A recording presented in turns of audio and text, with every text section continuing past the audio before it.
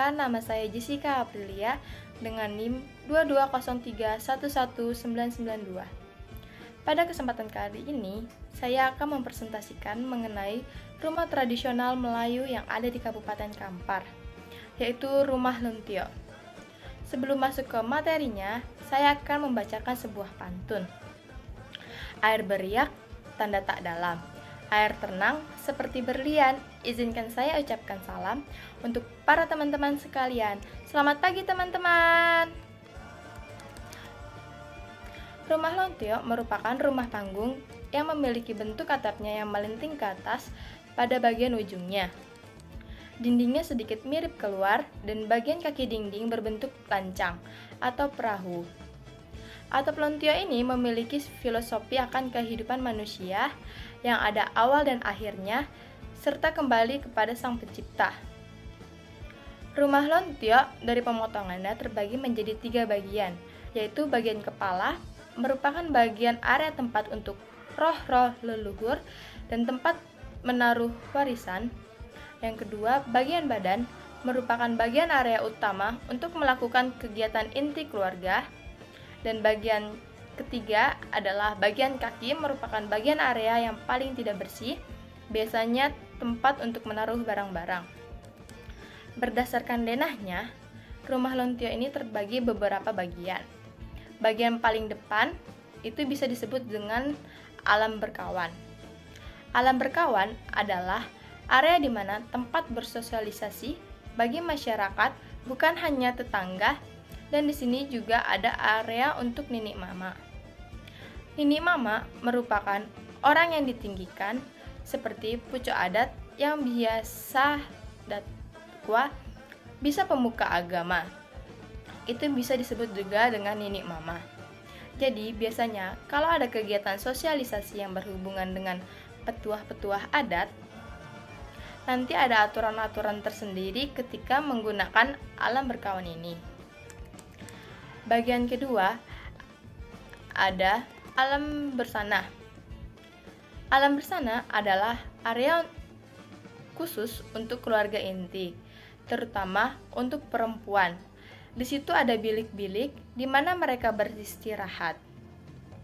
Ruangan ini adalah ruang yang difungsikan untuk tempat masuknya perempuan. Atau dapat dikatakan bahwa penggunaan ruangan ini didominasikan oleh perempuan. Bukan hanya oleh perempuan pemilik rumah, tetapi juga digunakan untuk menerima tamu perempuan. Kemudian ada pedapuan atau biasa disebut dengan dapur. Seperti pada umumnya, dapur difungsikan untuk tempat memasak, tempat kaum ibu bertamu, tempat ruang makan keluarga.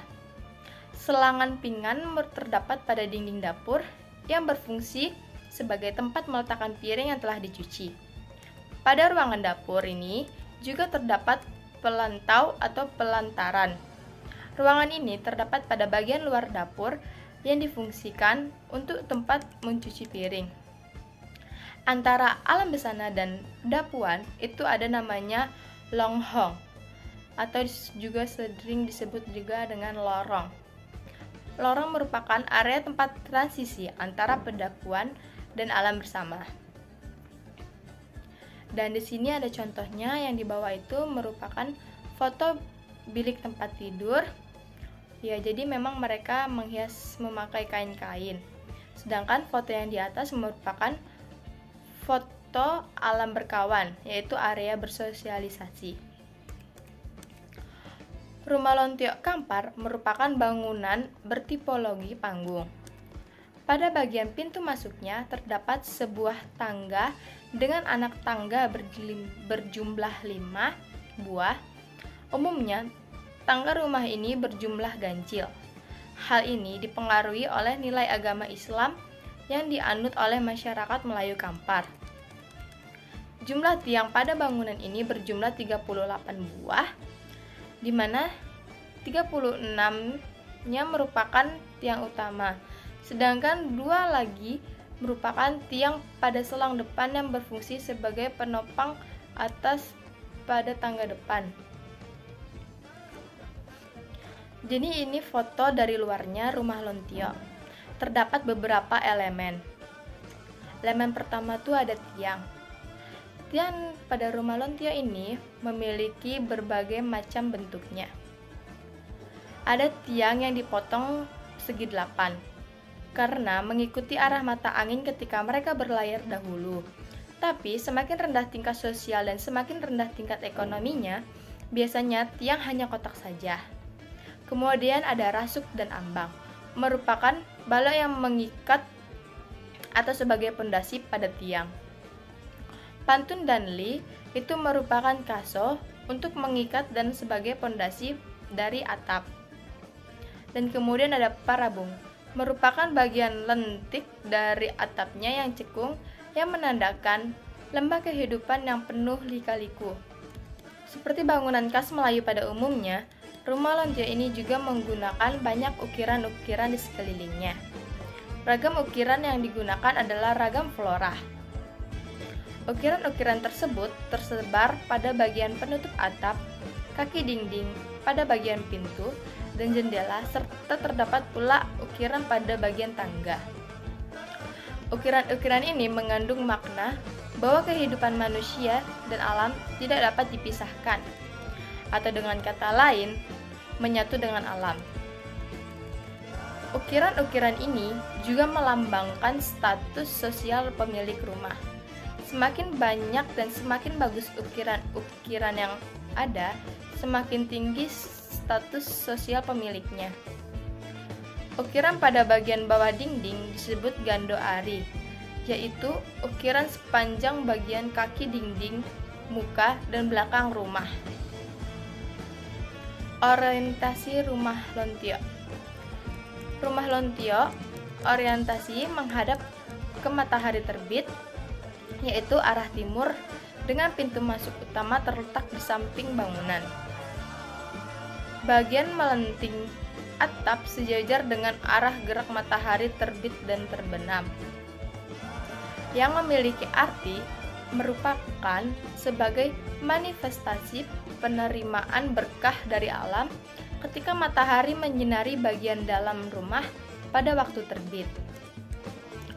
Bentuk rumah Lontio terdapat beberapa macam, yaitu bentuk rumah persegi panjang dengan atap segitiga memelentik pada masing-masing sisi timur dan barat, yang memiliki arti bagian yang melenting pada atap merepresentasikan titik terbit dan tenggelamnya matahari. Hal ini sebagai pengingat bahwa kehidupan pasti memiliki awal ataupun lahir dan akhir ataupun mati.